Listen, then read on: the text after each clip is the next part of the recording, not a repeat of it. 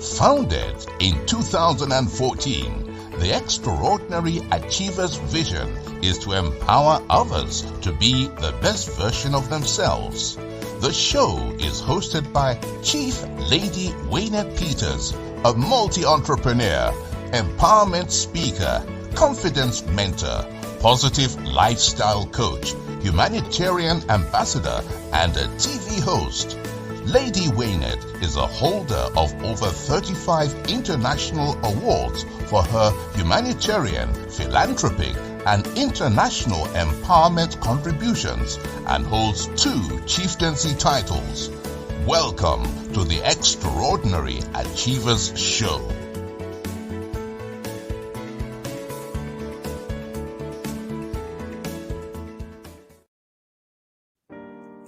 I looked at myself in the mirror today and I asked myself, what am I? Does my skin color define me? Loud and clear, I heard a voice say, no, you are the image of fine black splendor. I asked the mirror, how am I? The voice inside me again answered, you are your heritage, the product of your ancestors. The inheritance of black finery firmly lays upon you. I looked in the mirror and I asked myself, have I become the woman that my parents dreamt of me becoming? I stopped, looked in the mirror, and this time I answered with vigor, yes. Why?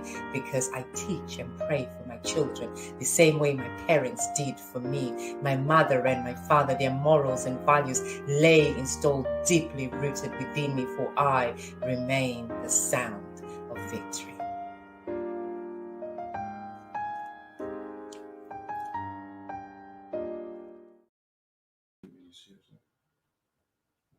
Thank you for joining us to another episode of the Extraordinary Achievers Show, where we are covering community affairs and interests. We want to welcome our YouTube viewers of Facebook, LinkedIn, Twitter, and viewers from our website.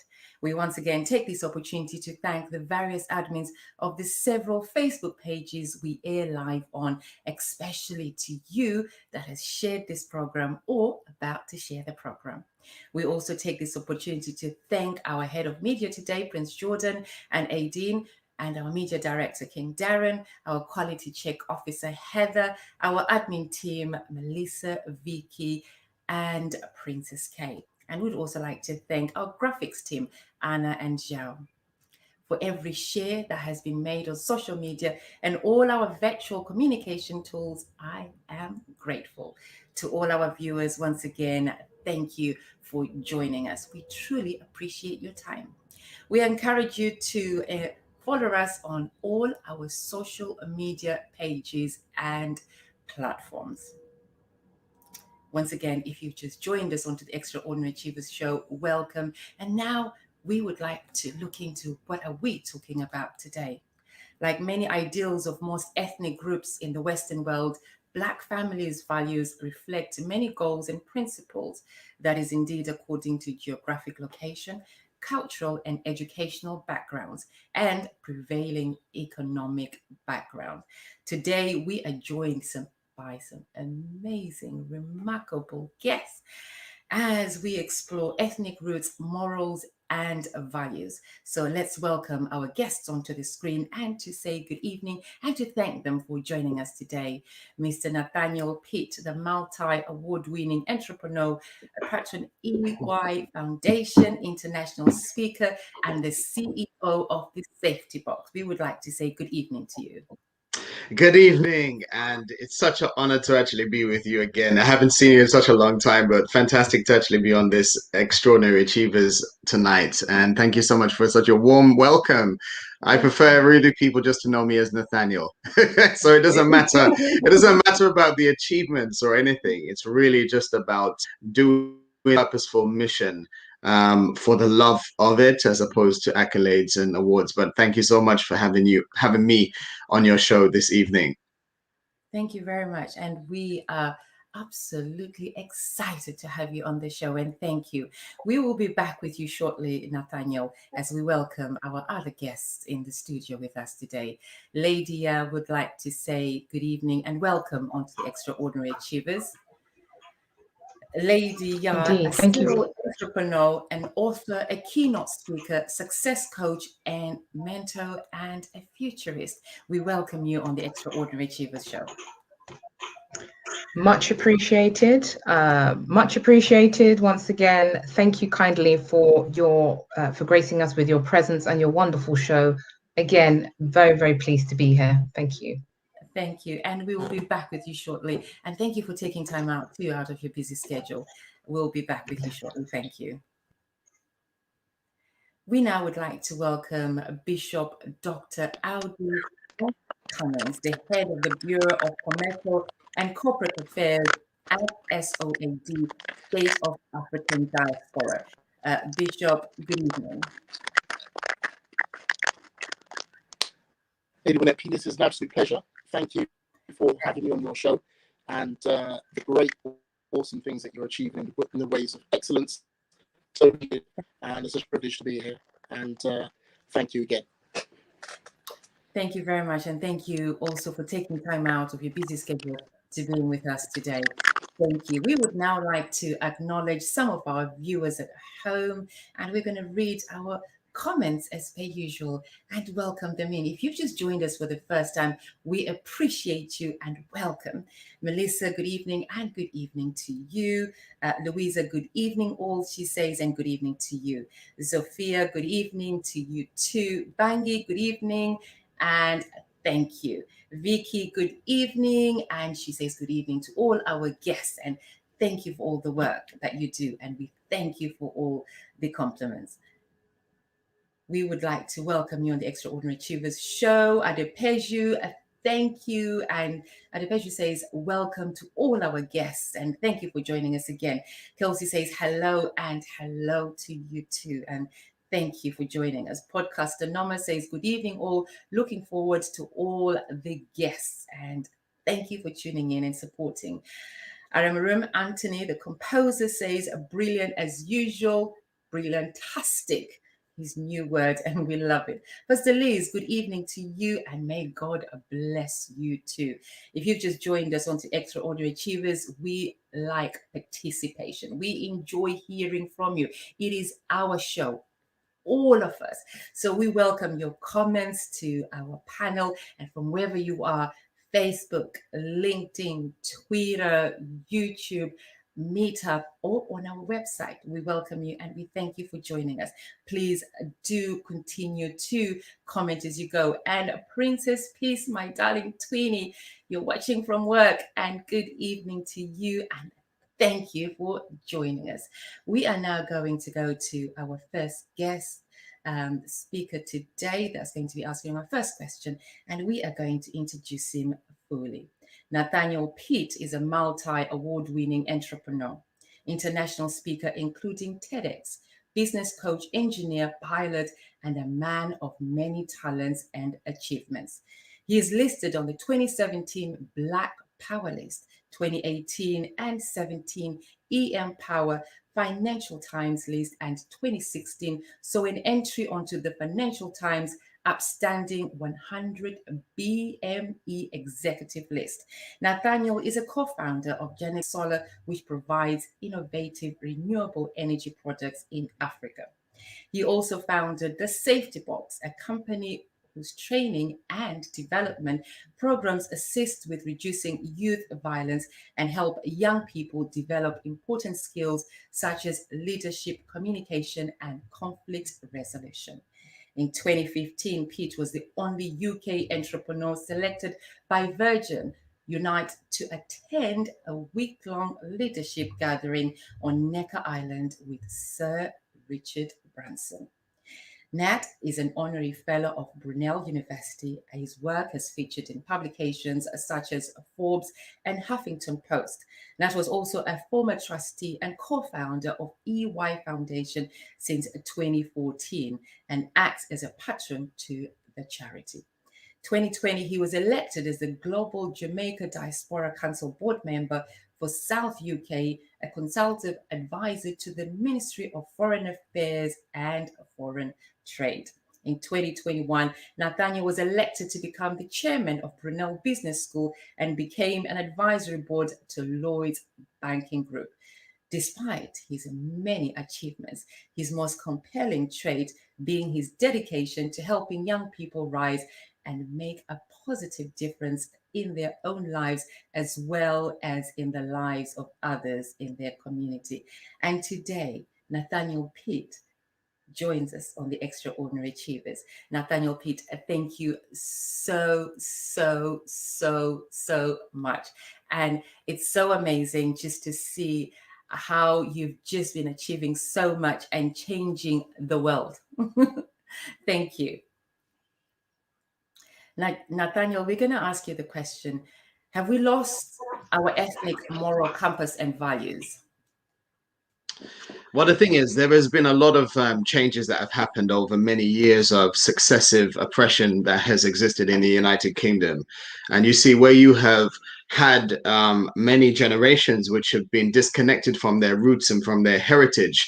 There's been a lot of dysfunctionality which has occurred in several families and homes, with broken homes of children basically living in separate homes, whereby the community has allowed it to be broken, where in the times of past the elders would be the ones that would actually help to sort out matters. Now it's done through the court system. We've had years and years of oppression through discrimination in the United Kingdom when we're talking about schools successively, whereby, you know, in particular, Black children and Caribbean children failing and being excluded at higher proportions than other young people. In fact, the statistics by the Home Affairs Committee actually states that, you know, where we have a Black young person of Caribbean heritage, they're 3 times more likely to be, expelled from school. And so when we're asking the questions behind this, what is the reason?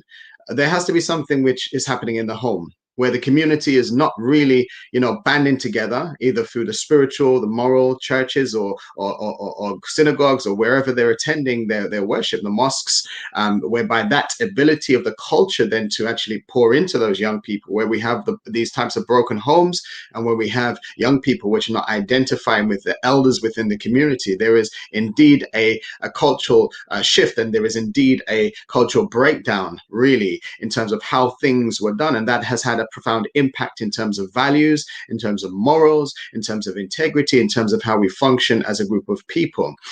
In the United Kingdom in particular, when ethnics were arriving into the United Kingdom to help to build back the empire, there was a much more community spirit, and I believe that that spirit has actually been lost somewhat now in this more modern culture, and it has had an impact in every area, where we're talking about prisons, where, you know, in the youth population, within the youth justice sector, we're talking about half of the prison population being from a Black or Asian background, and that is disproportionately high when we're talking about only 3% of the UK being filled with Black people. Again, we're seeing there's been a moral breakdown there within their own lives, and so this has peeled away at self-esteem and moral value, and their knowledge basically about their heritage and who they are as individuals. And so I definitely believe that there has been a push away from our heritage and from the values which were held so tightly within the communities that existed before this generation and beyond. Thank you, Nathaniel. Nathaniel, we'll be back again, and thank you for introducing our first question response today. We are going to take another viewpoint now from Lady Ya. Lady Ya, welcome back onto our screens as we ask you the very same question. Have we lost our ethnic moral compass and values? Thank you, Lady Willis, much appreciated. The question is a very highly valued question, actually. It's a very important one and very poignant for this time of and period in history, really. Our moral compass is, I think the word compass is really the word that's standing out to me at this time, because it ricochets around the world. It's not just a, let's say, a Black and Asian, issue. It's a global issue. I think the moral compass of ethics has moved for every culture, with the recent global changes as well, coupled with the drive that seems to be pushing our lives more into a social media arena. We're being dictated by forces outside of ourselves, which many of us and many families have no understanding of how how it is basically put together, essentially, or how its mechanism works. And this in itself, I think, is causing part of the breakdown that we are seeing today. So in answer to your question, in a nutshell, without a shadow of a doubt, yes, the moral compass has certainly shifted, but then so has the world, and change has to happen. And we are in a great moment of change in this present time. And this moment of change is no doubt affecting not just the moral compass, the ethical compass, as you've highlighted here, but spiritual compasses are being shifted out of what they once were. And as a result, the root of everything as we know it as humans today is being uplifted and almost replanted in another garden. So yes, it's a very, I think everything that the gentleman beforehand, Nathaniel, mentioned, half of that I would have covered myself. Quite frankly, he's hit the nail right on the spot. Everything begins in the home, and the home itself is being, split up from the core of itself. So what was back in the day a core function and a core value is no longer seen in the same way, and therefore opinions and viewpoints on a specific area within the home has changed, and this can often cause, split arguments within the household, which then have a knock-on effect to the results that we're seeing in today's society. So yes, very much so. Thank you, Lydia. And we hear a theme here that's echoing home and family. Thank you, Lydia. Yes. Now we're going to ask Bishop Dr. Audie the same question, please, Bishop.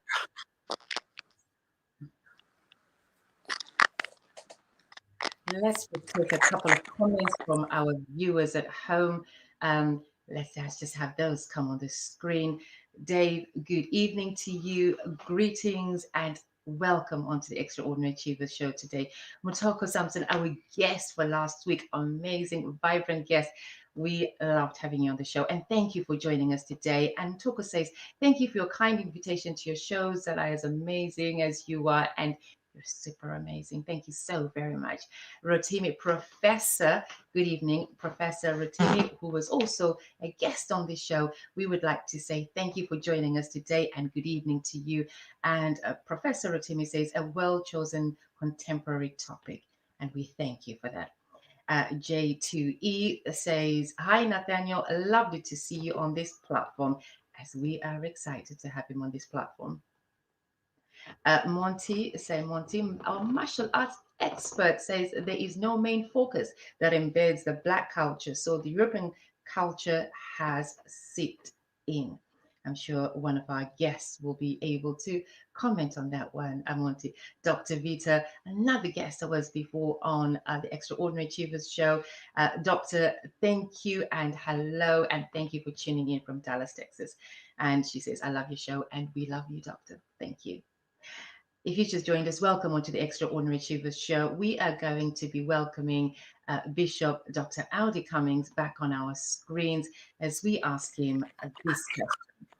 Bishop, have we lost our ethnic, moral, and compass? Hello, greetings. Thanks again, Lady Peters. It's a privilege in looking at such a rich topic. And I think it's not so much the answers, just the answers, but it's the questions. And the audacity of the question, I believe, is what really drives solution and drives the proposition of what needs to be addressed within the scope of the question that you promote today, which is basically ethnic roots, morals, and values. And I would say that the ethnic roots would be the source where we come from. My parents came from Jamaica, and that was in the 60s. I was born in the 70s, grown up. And I would say the UK that we are now in, 2021, is very different from the one that I grew up in, from a micro local perspective, in the sense that the changes are not just infrastructure wise, not just political, economical, technological, legal, or environmental, but the entire environment is going through a transforming. It's gone through a transforming, and it's going through a transforming. But to me, what encompasses the main transformation of the key to this specific topic is the legal system. And the legal aspect of the PESL would be the framework. And many people probably haven't observed since 2000, England has ceased to become a religious system and has become more of a actual philosophical system. This then means that terms such as BAME and so forth, more inclusive topics. And I think with these particular names, our voice becomes lessened because we're now aggregated into another group and we're not distinguished in ourselves. And so we find ourselves in 2021 categorized into an integrated term that may reduce our voice by at least 1/4. And in that regard, I think we must be pertinent and key to understand that this is happening. And for us, the key of African heritage to know who we are. And I've always felt that growing up here in the UK, you sometimes get that feeling of you're either here in terms of the UK, London, or either there in terms of Jamaica or so forth, in the sense that you go back to Jamaica, your diaspora, me can tell you're born there. And if we are in London, oh, you know, we're not accepted and you have your racial issues and your difficulties in terms of as graduates being affected. 30% are less likely, other than their white counterparts, to find work. Even in the healthcare system, we find that our women who have children are 5 times more likely to die during this birth than their European counterparts. And we find the inequalities are there if they touch you or if you observe those around you are being affected. And they're all interlinked and they're all transformational. And they are all connected to why morals and values are tested.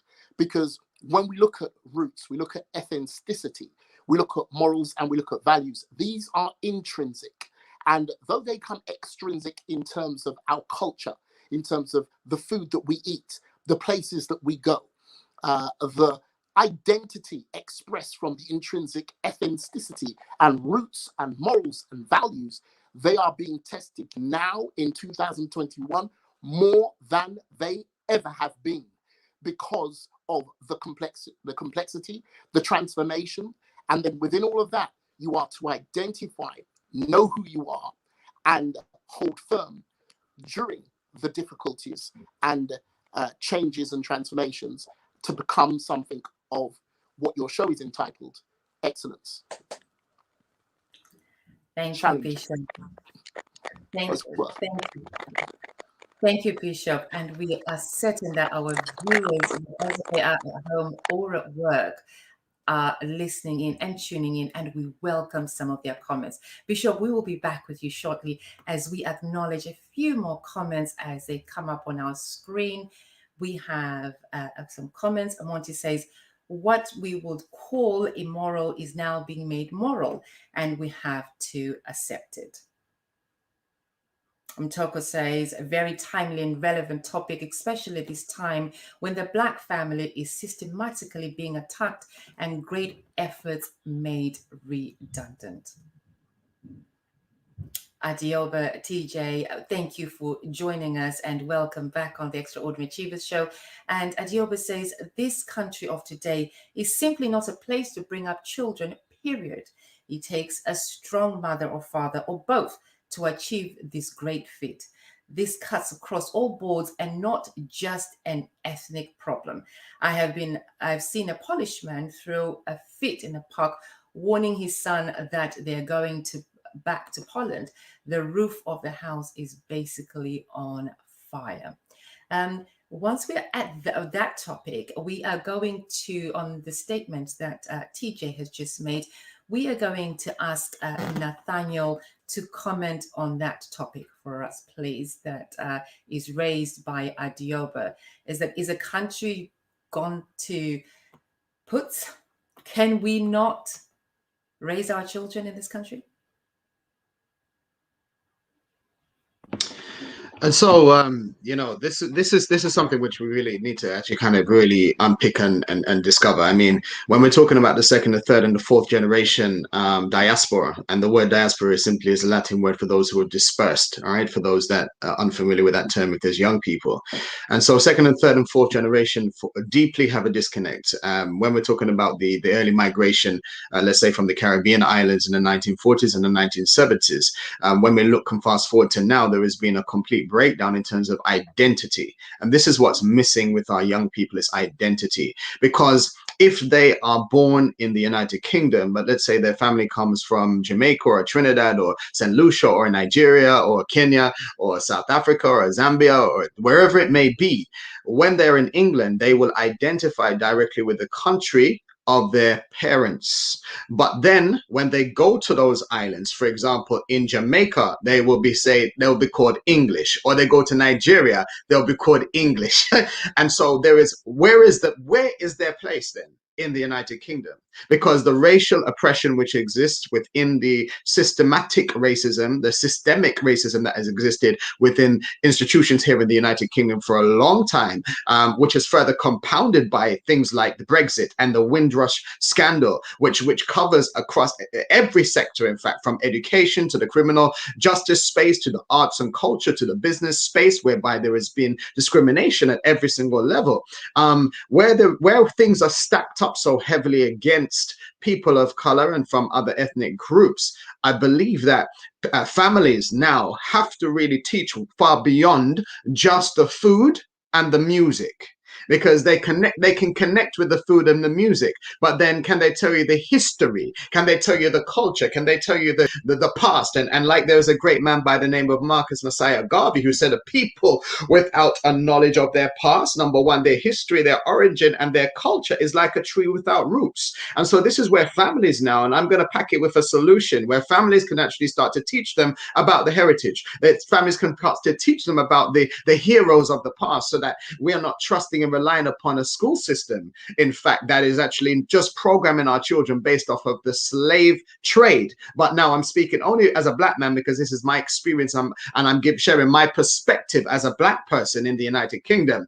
And this is to build the self-esteem within them, because once they can find their identity and that self-esteem is now high and their confidence comes up, they have the ability to survive, and they have the resilience to deal with the onslaught of hardship that comes from discrimination in Europe and in other countries, whereby you have these ethnic diasporas that have actually come into the country. And it's about building that resilience around the mind. And so has it gone to hell? No, it has not, because if we have the right types of structures in the homes, the right type of education, which is beyond food and music, but actually teaching them history, culture, about who they are as individuals, and saying, and so that they can stand strong within their flesh to say that they are Black, British, and Jamaican, or Black, British, and Nigerian. It's basically to understand that there is an identity within these two places, and there where they have a knowledge of that country, they're able then to integrate better, because when you have purpose, when you've got high self-esteem,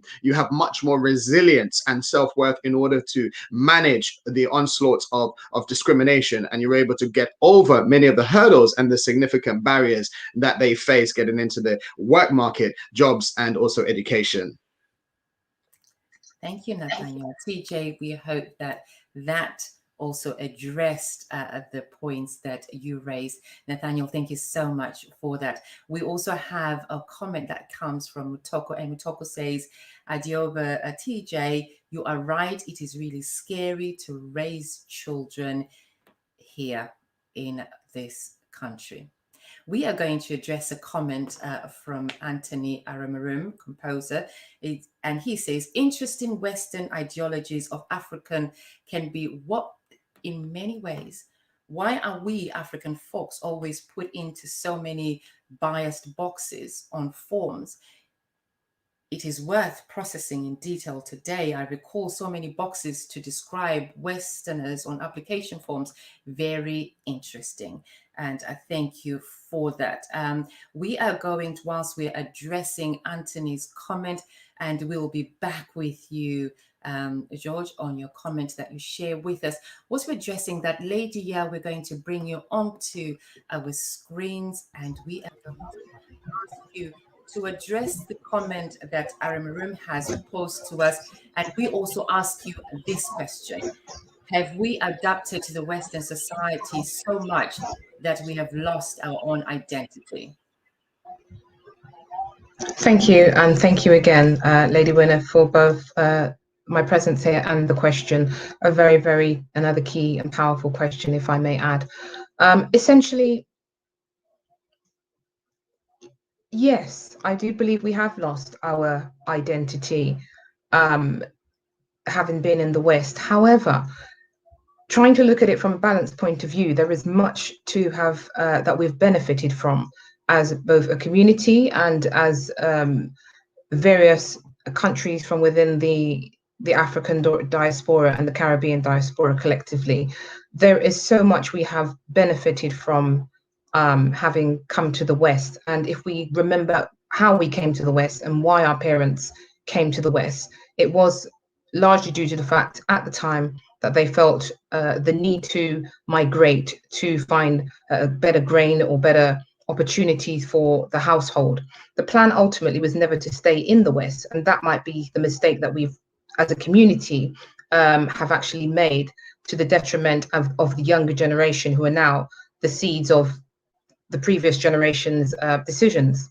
That being said, ultimately, I do believe there is much that can become out that can come out of this situation, and I do believe that now we are, as Nathaniel mentioned, second and third generation, or generations.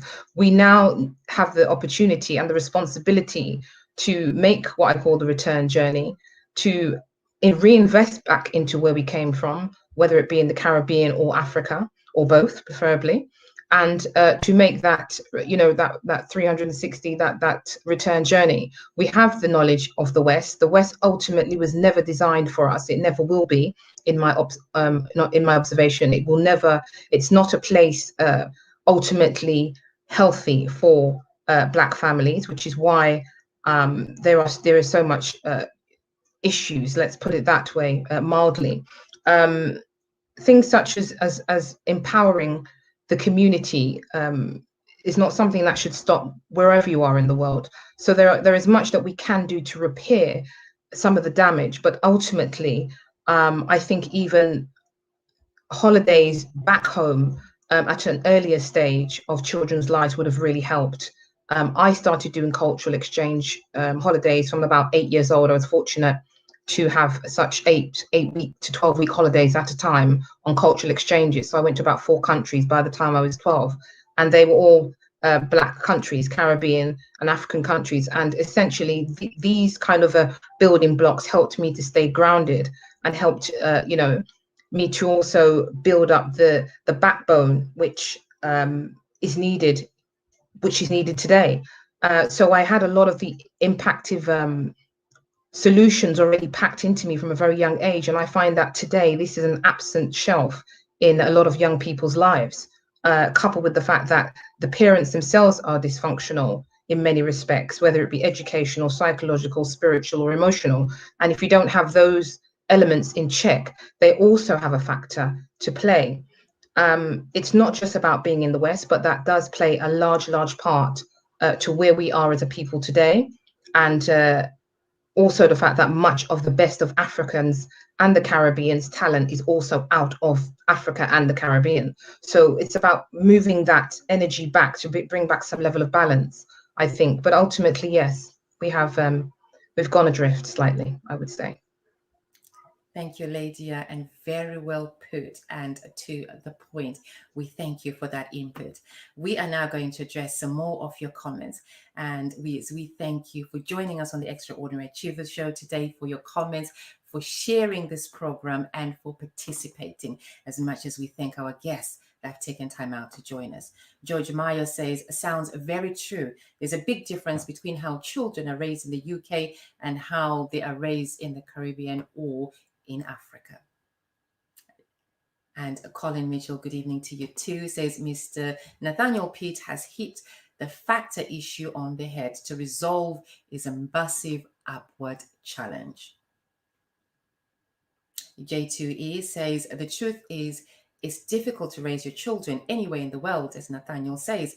It's about the identity and teaching them about their culture and giving them a deeper sense of belonging. AIIB TJ comes back and says, I totally agree with Nathaniel, but don't you think that that's where homeschooling is so important and a lot of Black families should adopt the system? Bangi says, Mr. Nathaniel Peat so well said and so true. Kevin Hodges says, well said. There needs to be a universal restructuring of concepts of education, global issues. That is a hashtag. Mutoko says, Adledia hit the nail in the head. This country was not made for us, but we need to make it work somehow. Very, very, very well said. TJ said, yes, lady.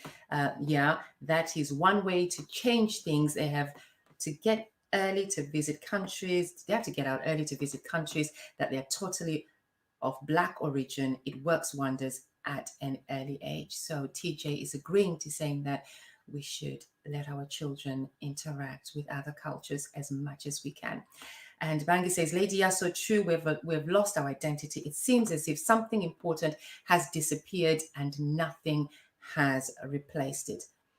But there goes the question. It's all been done already. So what can we do to change? That's what we'll be asking our guests soon. And Darren Robinson, King Darren Robinson says, I agree with J2. We need to know our culture. It is very important coming from a millennium. Mr. Bami Collie Roberts, and thank you. And Mr. Bami Collie Roberts works with the youth and is well versed on this topic. And he says, morals and values are the integral part of our lives. Our children today need to hear more about morals and values. Thank you. We thank you for your comments and please keep them coming in. We are going to welcome back Bishop Dr. Audie Cummings back onto our screens as we ask him this next question. Bishop, what impact does it have on our heritage?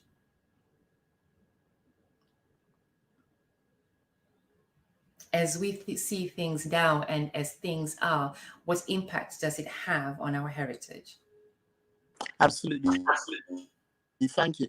The impact is significant because our heritage is our past, and it is by which we identify, particularly with the aspirations and achievements.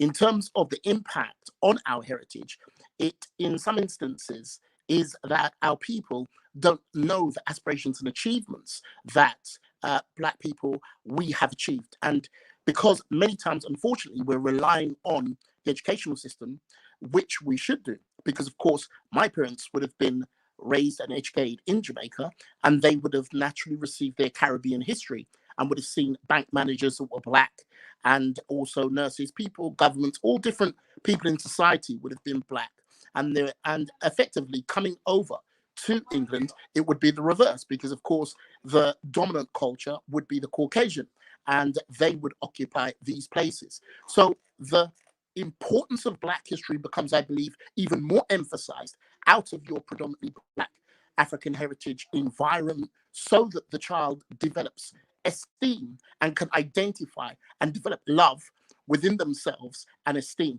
We as the church, we invented education, and also the church invented hospitals. We also invented social services.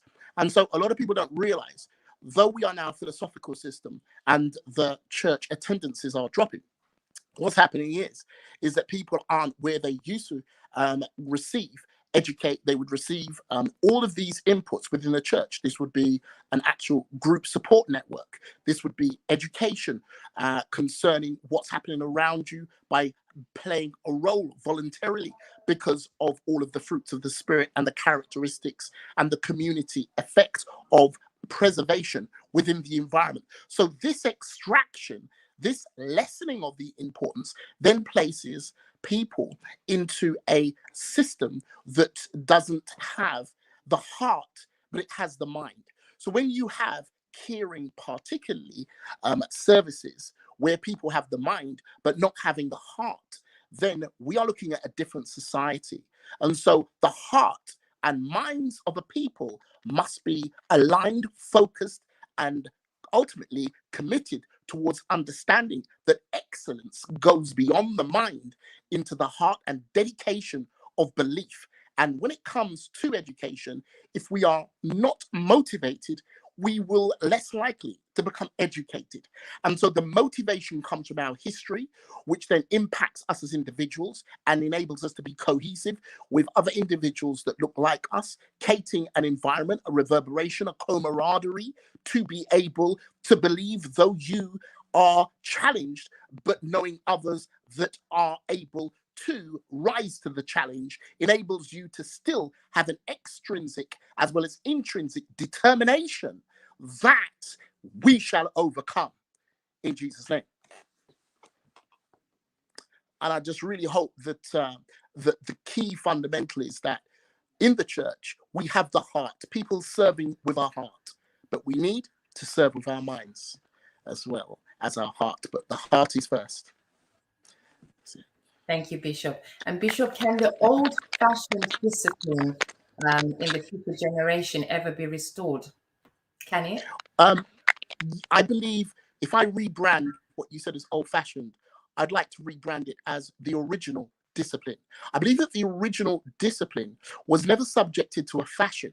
I believe that the original discipline was a situation where we were brought, particularly those who transitioned from their indigenous places, they questioned their original discipline, which in some instances would have been during slavery, during times where we had a lot of things imposed on us and wouldn't have had the mind and emotion.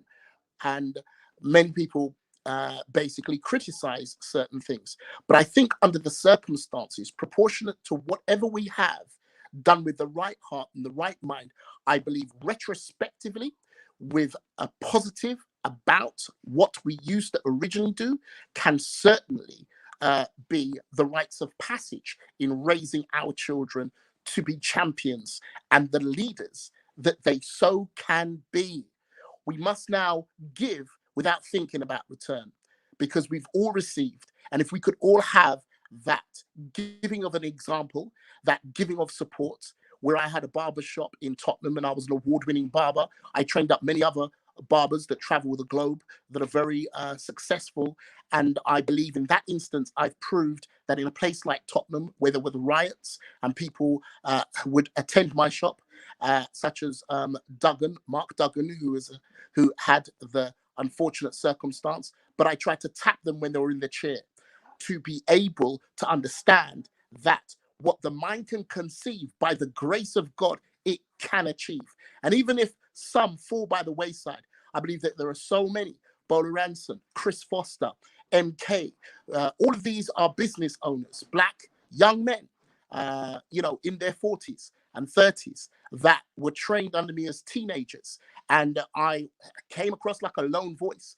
But I believed it was appropriate that I take on young males to give them work experience. And many of them will go on to be very formidable forces, opening up businesses themselves, setting records, married. All of them are married. All of them are getting on, raising their children, because they saw at the age of 19, when I had 13 staff working, that it can, because that's what my mum set the example for me. And I was raised by a single parent, and my mum taught me the value, firstly, of God, because she witnessed to me, and I came over to the Lord, and I was taught that God is central to all that I do, and I've endeavored, and I'm trying to, rather than take, but to give.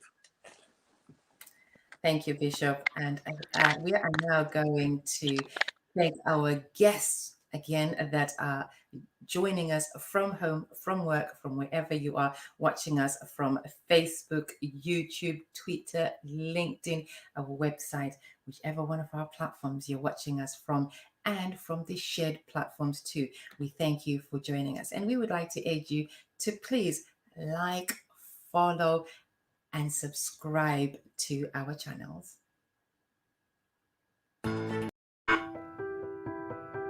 For real-life stories broadcasted live on air, to please subscribe to our newsletter from our website.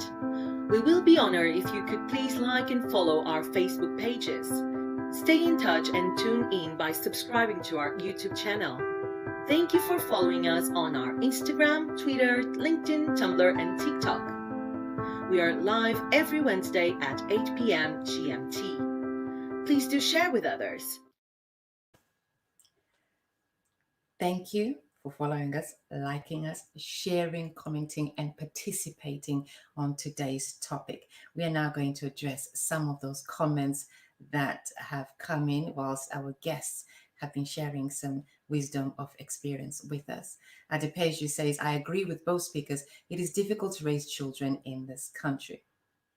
Princess Toyin, and thank you for joining us again. We welcome you back on the Extraordinary Achievers Show, and a former guest too on the Extraordinary Achievers Show. She says, liberalism and social media has totally changed our ethical practices and thrown morals into the river. I so agree with you. So agree with you. Muntoko says, at Bishop, excellence is the mind, Pritchard. Princess Toyin says, thanks to all the guest speakers, all making good points. I agree.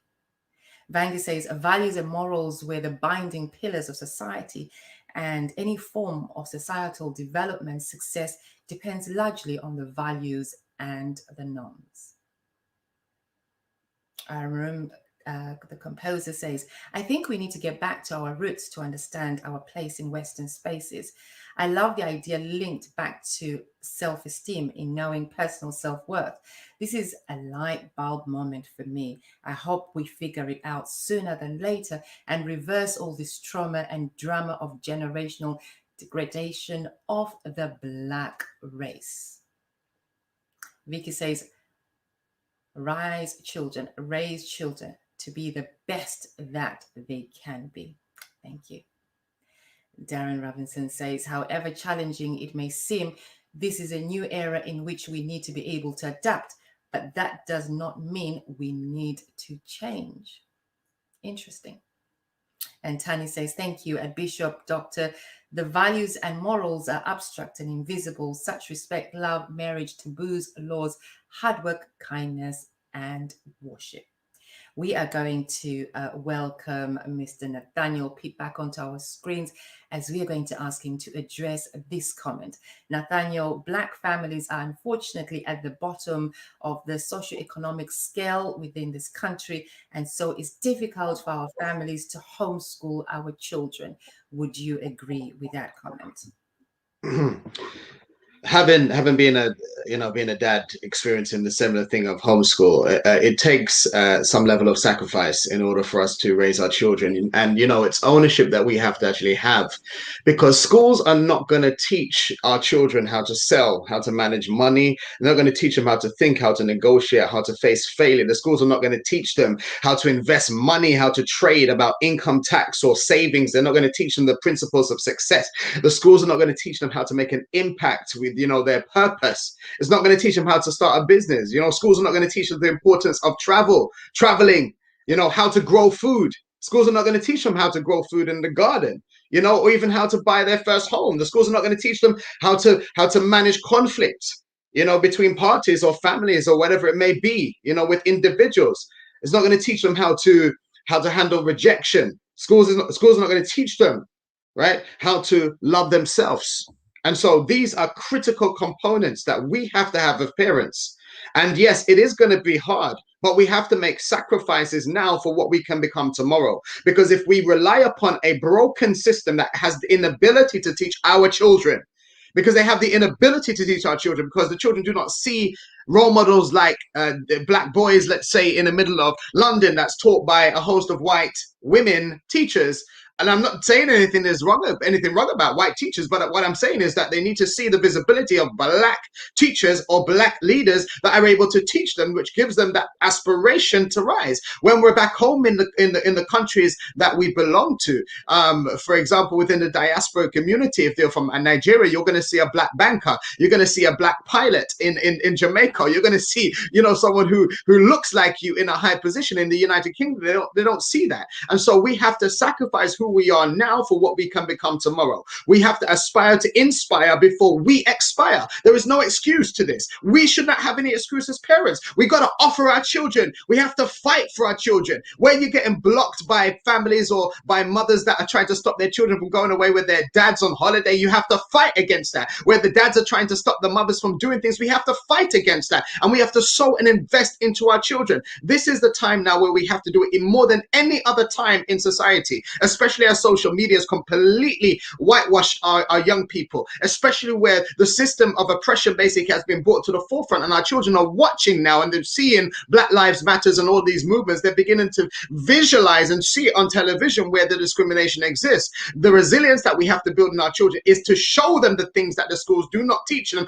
and have the inability to teach them. It's basically getting them tested when the school basically is not identifying that they've got dyspraxia or dyslexia or neurodiversity. It's about relabeling them when the schools call them and say that they've got hyperactivity disorder or another ADHD or other DD which is attached to it, and say, no, that is not a disability, but it's a superpower.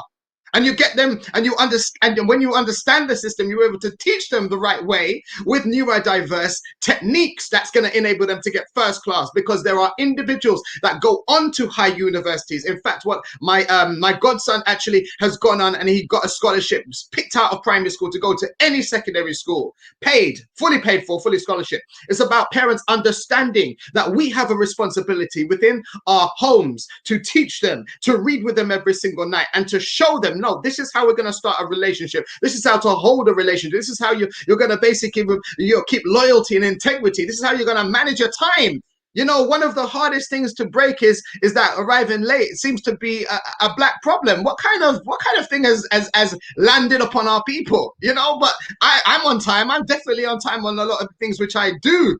But the thing is, the problem is that this label is given to us by others, and so we have to redefine this, and we've got to teach our children from the home how to manage time, how to invest money, about income tax, savings. I've mentioned it all before. And so, thank you very much for the platform again, and also for this great discussion with these distinguished guests as well. Some amazing comments which are coming through the chat, and also with the other speakers that you've got on the panel. Thank you very much. Thank you, Nathaniel. Nathaniel, can you share with our audience the work that you do with the youth?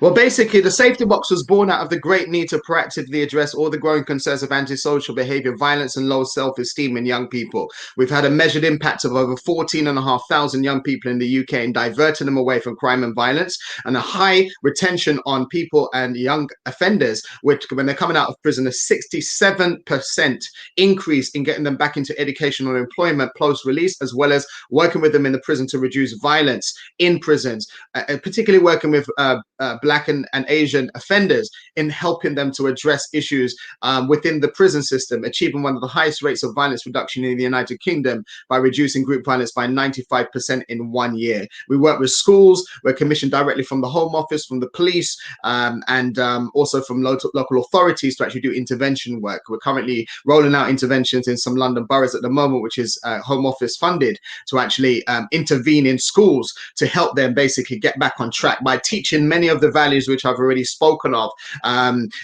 giving them and equipping them with the skill sets required for life. And so that is the work of the Safety Box. My other company, Genex Solar, is a renewable energy company which helps to train women and young people in the assembly and also the installation of solar systems. And we're doing that currently in 4 countries. We've done that in Kenya, heavily in East Africa, and we're going to be starting that in the Caribbean very soon. But the work of the Safety Box is really impacting a number of lives. And one of our flagship programs is called the Aspire Higher program, and showing them that they have the ability to get higher despite problems that they may incur.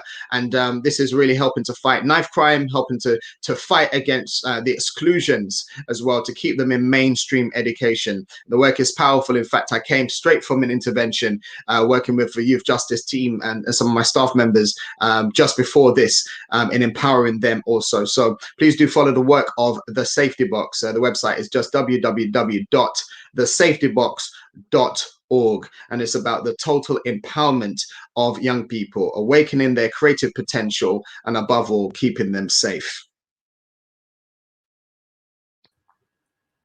Nathaniel, thank you so very much. And we love your passion. Absolutely love your passion. And one thing that I can say is that over years, I've just seen your passion just grow and grow and grow. And you have endless, endless passion in what you do. And you're such an inspiration to me. Thank you so much for joining us on the Extraordinary Achievers Show. Thank you. Thank you so much. Thank you. We are now going to read some of those comments that we have coming in. We acknowledge every comment. We appreciate every single comment. Nama says most of the churches have lost sight of their community. Vicky says, raise children to be the best that they can be. I think that was a repeat comment from earlier, and we thank you for that. Simon says, God-centered values.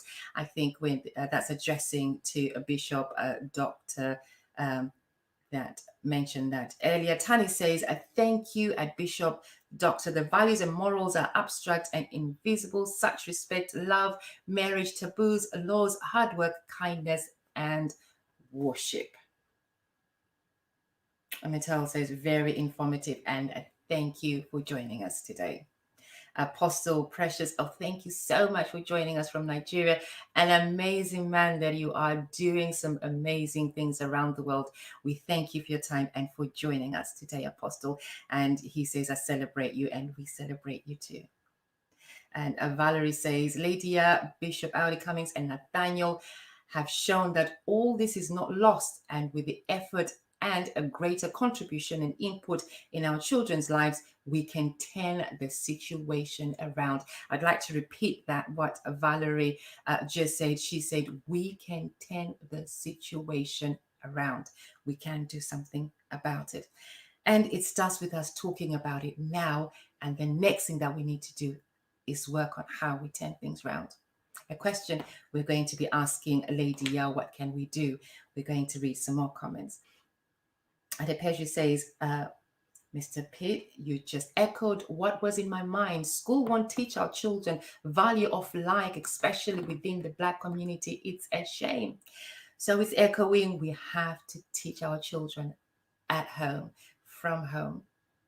And Darren says, and Nathaniel, we can provide these services to our youth and the community via clubs, which require people to invest because the government withdrew community funding as such. Pastor Lee says, absolutely. She agrees. Norma says, we should have been at a point now to have our own Black schools. Vicky says, teach and be the teacher of our children. We need the light of God. Thank you. Norma says, we have even lost our Saturday Black school. And Norma again says, thank you, Nathaniel. You were on point. And addressing your last. Adepeju says, exactly. Thank you, Mr. Peat. We would like to thank you for all your comments. We would like to thank you for participating. And we would like to thank Aramarum, who says, speak, preach it, Nathaniel. Thank you. Adioba says, let's be totally honest with ourselves and let's get real. The solutions rest with us totally. Your environment matters, but it also doesn't matter. We need to take a leaf from the Jews. We need to be strong. I'll be very shocked to see a young Jewish boy on the streets. Their community is so strong. Their education is so strong. They don't have to be in Israel. They can be anywhere in the world, and their teaching passes through their children. And that is very, very, very true. We should take a leaf out their book. Carla Adenea from Sound Mind, thank you for joining us this evening. And Kay says, values and morals defines who we are and influence our decision. Sharon Ali says, praise God for anyone working with inmates and preventing them from returning to prison afterwards. Thank you, Sharon, and welcome back. Motoko says, we see the failure of that you're talking about. Failure in your relationship at home is all evident in social services, which is a field that she comes from. Melissa says, schools do not teach us what we need to know as Black children, and we try and educate them. It's considered a route, but it's actually a protest for our rights as Black kids. People talk about how Thomas Edison created the first light bulb, but how many people know that a Black man named Lewis Howard Latimer made the first flicker? We are not taught this. And there comes that statement from a millennium. Mr. Simon C. Brown says, it's our job as parents to teach our children morals and values to ensure they achieve what they are capable of and more to become what God has planned for them. And thank you for that, Simon. Patrick T says, great words from Nathaniel about the diverse kids, the neurodiverse kids. Thank you. Don Richard says, a long way to go. Black history is every day. As you said, it starts within the home and your cultural upbringing. And we echo that, Don. Thank you for joining us. A long way to go. Black history starts every day in our homes. We can't pass the blame. Adepeji says, Dr. Bishop, you nailed it just the way it is. T21 TV UK, thank you so much for joining us today. And he says, great job. And thank you, Mr. Oscar Bingpong. We thank you for joining us. And Vanga says, a family is an integral part of kids' lives. Yes, absolutely. It starts from home. Adepeji says, very true. Jews are Jews anywhere, anytime. Thank you so much for your flowing comments. And Vicky, we thank you for your comment. And he says, a spiritual show with a lot of other involvement. Thank you. Now we're going to go back to Lady and we're going to ask Lady, what can we do? We've talked about it. What can we do? Oops. Well, what can we do? The answer is very diverse as much as the question is, to be honest with you. But I can definitely confirm, being a Jewish or Christian, or what they would call a Messianic Jew, so to speak, faith-wise, I can definitely agree that, you know, the sooner we develop the children individually, as they all are, respectively, into understanding their purpose and helping them to understand how best to develop their purpose within the framework of this world, the better they will be for the future, for themselves, and they will be better able to develop the strong core foundation that is needed to tackle this world on all levels. The truth of the matter is, you know, life is very, very complex, as we all know. But one thing I do appreciate, being a Jewish woman myself, is the development of the children, that by the age of 13, they're not even children anymore. They are fully adults in every sense of the word. They have been developed to take on responsibilities. Obviously, emotionally, that happens over time, but they're very, very, very strong. I've never seen any other child reared in the same way as those of Jewish or even Hebrewic, if you like, upbringing. It's very, very solid and core. It's solid from the core, should I say. And that is, I think, a very, very important foundation from which to build upon moving forward. The other way to overcome matters is to most certainly instill what I call what is termed as alternative education and training. It's been mentioned, and it's quite rightly said, that schools, universities and colleges will only teach you what I know as what I coin as edited information, really and truly. And much of the information that is edited and instilled into students and the children from a young age, most of it actually has nothing to do with where they're going in life, or, you know, core skills that they do need for their life, you know. So if we could get back to the household again, that should really be the first classroom, in as much as, you know, the first love that a child should have should be for their parents, you know. So we've got to get back to the core root of the foundation. It's all about the foundation. It's been uprooted and planted on a beachy sand rather than, you know, on solid ground. And again, the core of it, if I may say so, must and should definitely have God at the core of it. That is the absolute nucleus of you know, that is absolute nucleus of the upbringing of the, you know, of the foundation. It is the nucleus of the development of any family or any educational system. So these are the things. I don't know if You're still there? Oh, wonderful, you're still there. I thought we lost you there for a moment. But yeah, these are some of the things that I believe would help to push us forward into the right direction and reset the button, which has gone a bit haywire, quite frankly. We need to bring it back down to ground zero and infinite zero if we need to, and rebuild a new version with the ancient core values at the center of it, and of course, God at the head of it. Thank you. Thank you. Mm. So we need to go back to basics. Basically.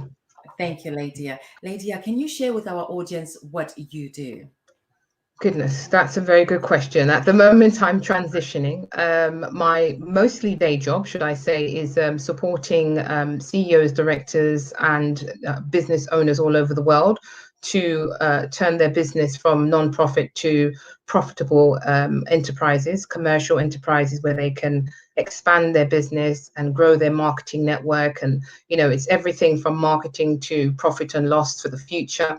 My other side of my life, if you like, which is growing very, very strong, is I actually advise a few African dignitaries and I'm just getting into the presidential arenas of 3 African countries. So I have written large proposals and things of such for the future development of a few African countries.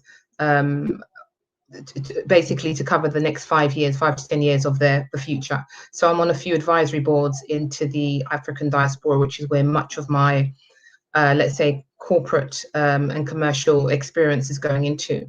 But on the other, you know, going back to the my typical day job, which I've been doing for well over 25 years, supporting businesses. I have now a couple of young children I'm working with, as young as 9, one of which is already a multimillionaire. He's now 12. He's a young boy in Ireland who his mother had to take him out of traditional school, just touching on what we just spoke about, because the school was not really complementing his development. And so I've been his coach for the last 18 months. And before that, I was his coach for a year when he was about 8, when I knew he was going to leave school. Now he's left school and he's running his own toy company, which is, and I'm his mentor. So that's pretty much what I do. So I'm kind of having two hats on most of the time. And that's just the beginning, really. But yeah, very good. And I have a lot of invested interest really into Africa. That's where most of my energy is now. Thank you, Lydia, and thank you for taking time out today. Thank you for having me. Much appreciated. Thank you. Much appreciated. And Adepeju says, great job, Lydia. Thank you very much indeed. Thank you. Bishop, we welcome you back onto our screens, Bishop, for you to share with us what you do in our community.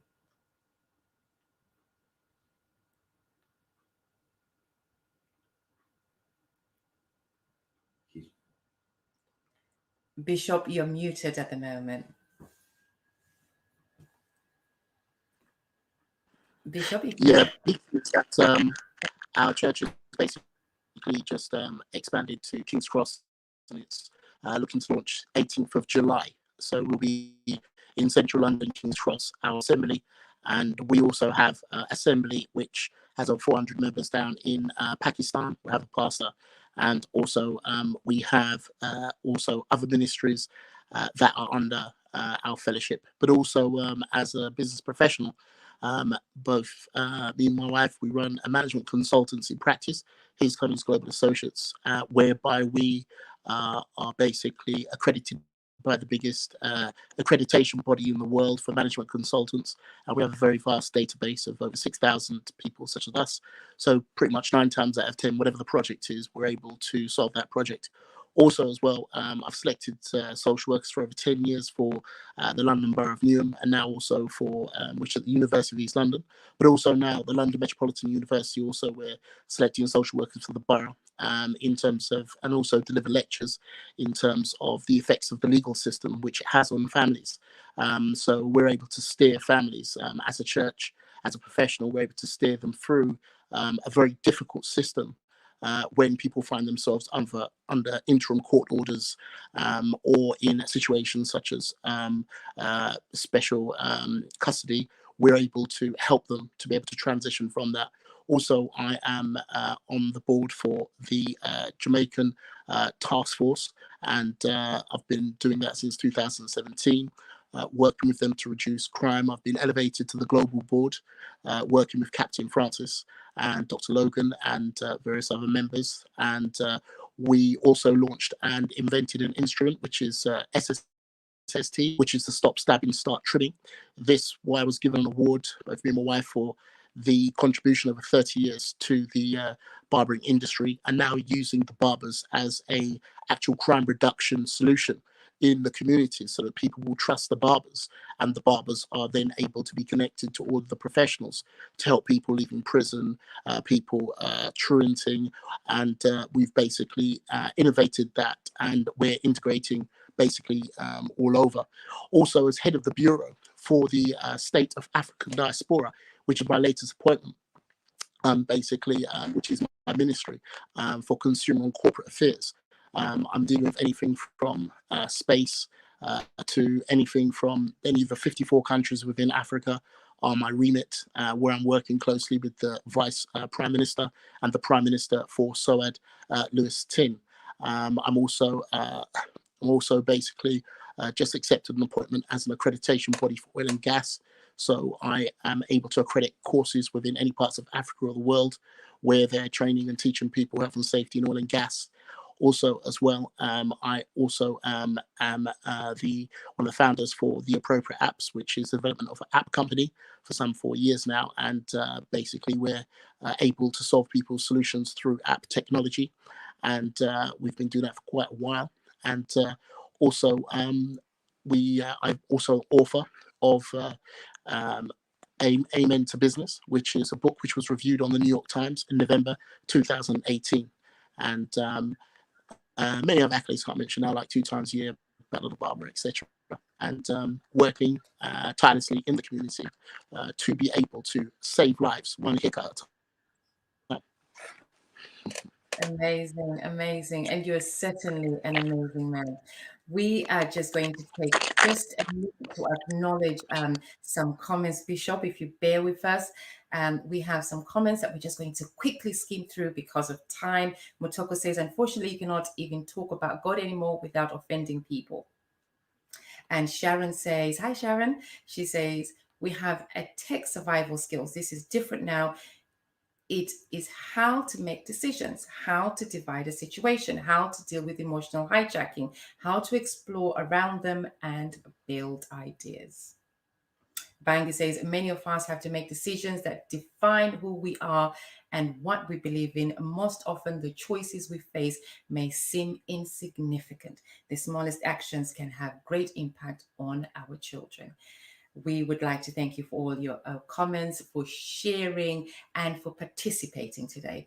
We now would like to welcome our guests back onto the screens. As we say thank you to them, we'd like to welcome Mr. Nathaniel Peat. Mr. Nathaniel Peat, thank you for joining us today. We would like to say thank you to Lady Ya for joining us today. And thank you to Bishop for joining us today. Thank you so much for taking time out of your busy schedule to join us. If you would like to contact any of our guests that we had on the show today, their contact details will be put in the comment box below of this program. So if you'd like to contact them for any of your services, please do. And we'd like to say thank you to all our guests and for joining us. And thank you for joining us from wherever you are joining us from today. Thank you so very much. Once again, the contact details of all our guests will be in the comment boxes below. And remember, they have so much to offer to each and every one of us. Refer to them and refer them to others. Well, that's why they are there to serve in the community and to assist us all. And please patronize whatever they do in their businesses and in their own field. We would like to thank you for watching the Extraordinary Achievers Show. And we would like to thank you once again for joining us every week on Wednesdays at 8 p.m. every Wednesday. Thank you for joining us today. Thank you for participating. And thank you to our guests. And we would like to say goodbye. And from the Extraordinary Achievers team, Thank you for watching.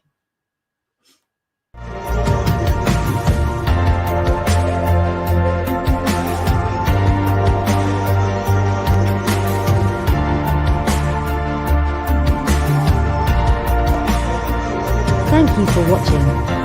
You can now follow us on Facebook and subscribe our YouTube channel. Don't forget to like, share, and comment.